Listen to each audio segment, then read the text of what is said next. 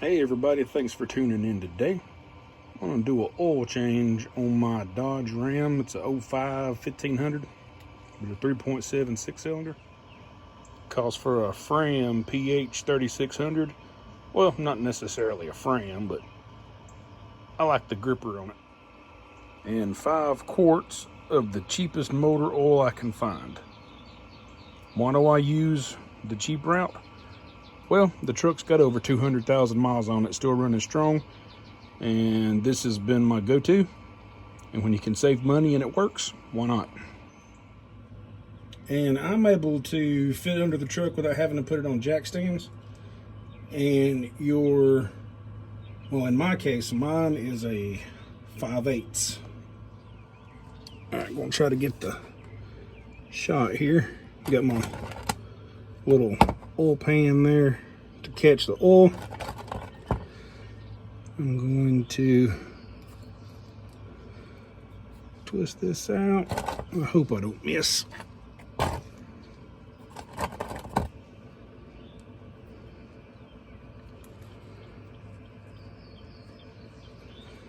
Alright, I think I've got my pan lined up. I just have to see what happens. And there we go. As you can see, the oil's pretty dirty. Definitely do a change. I'm gonna let this drain, and then I'll put the cap or the plug back in. Alrighty, now that it's kind of down to a barely little drip, I'll go ahead. Trying to look through the camera lens and do it's kind of difficult, isn't it? Thread that back in. Get it finger tight.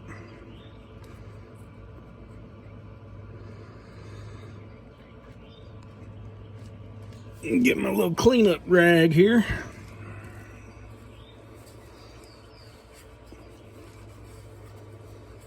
Clean it off a little bit. Clean my hand off a little bit. Turn that over to tighten.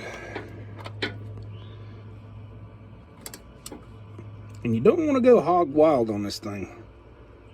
You just want to snug it up. That's all you want to do. You can always check for leaks after you fill it and run it for a second. And yeah. Now on to the filter, which is located right here. I'm gonna get a hold of it and do some twisting on it. After I move my little drain pan forward and scoot myself sideways a little bit so I can actually reach it. And cool thing about this, yeah, we dirty under here. It's an old truck, I said. It's got like a little drain valley right here, or a little drainage thing, so that when you twist off your thing and go down in your thing. You know what I'm saying? You know what I'm saying. Alright, let's see if I can do this holding the camera. Do it one-handed. Yeah, it's turning. Alright, we're doing this real time, y'all. All table muscle, buddies. No wrenches needed. I'm trying to adjust my little waterfall here, because we're going to get some oil. And we just twisty, twisty, twisty.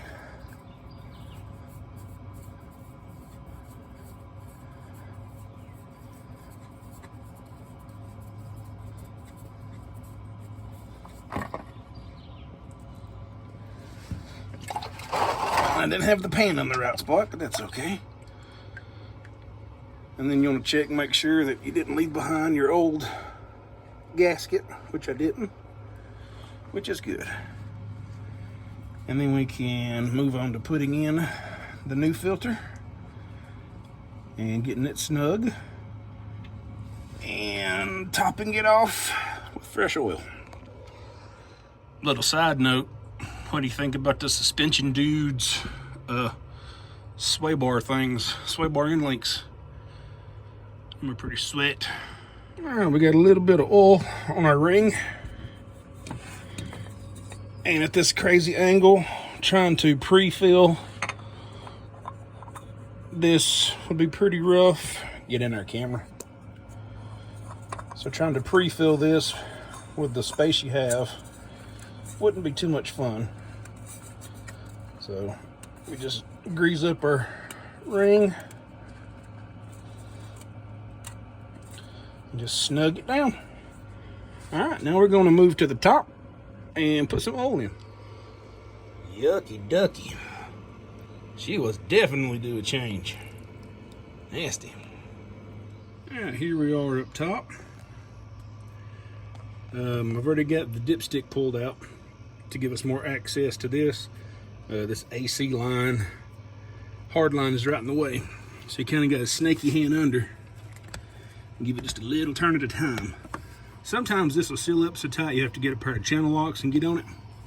But today, it's feeling like it's gonna come out with just a little bit of horsepower on my part, a little elbow grease and mustard maybe. Well, maybe not. There it goes.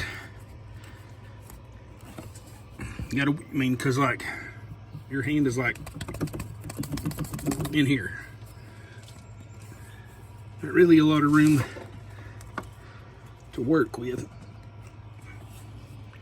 Matter of fact, let's just go ahead and get the channel locks.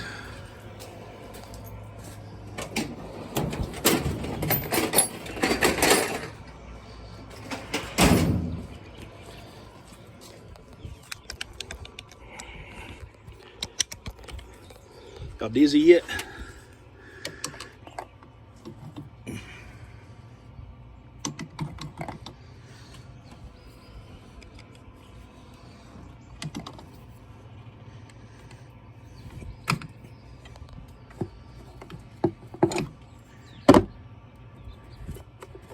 Sometimes it just wants to be a butthole. I was able to top off the oil one day last week just by with my hand. So there's that. Anyway, and a water bottle with the end cut off. It's gonna be our filler. Why? Because I like to. And here we go with the freshy coming in for a landing.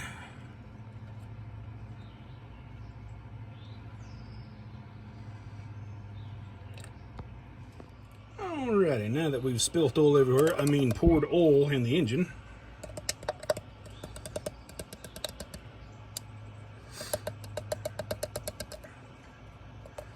we'll tap that off. Try to get all the drips not everywhere. Put our little thing on. Way easier to put back on and tighten up. Done, you know, rather than it was trying to get it off. Now we'll take our dipstick, drop it on the ground, clean it off with our fingers just in case there's any grit on it, even though the oil filter will catch it. Feed that back in there in this little happy home. Move that off there in case the engine shakes. Don't want that to fall. Move the rag because I don't want it to get sucked in something. Now we're going to crank her up and let her run a second and check for leaks and all that good jazz.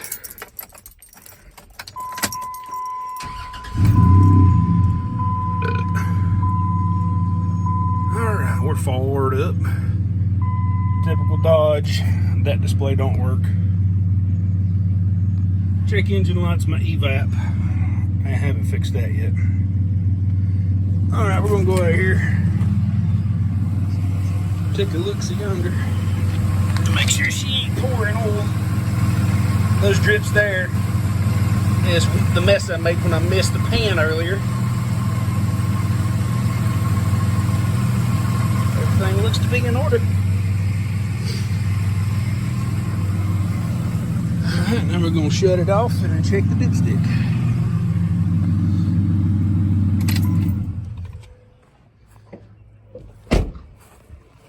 And then we're going to put the old oil in that empty jug for recycling. For ease of video, and I've already pulled the dipstick out once, wiped it off. So this time should show what our oil level is. And this camera is like me, I don't want to focus up close. As you can see, we are in the crosshairs of the safe zone. Focus. We're right on the money.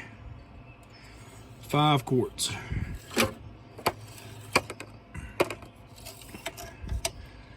Alright, now I'm just going to put the old oil in that jug, take it to the parts store to have it recycled. Put the old oil filter, drain it out as much as possible, put it in some plastic bags. And there we go. I appreciate you watching me bumble around this afternoon, tinkering with my old Dodge. Maybe something in here will help you out. You know, comment and all that good stuff that you're supposed to do on YouTube videos. Thank you, bye.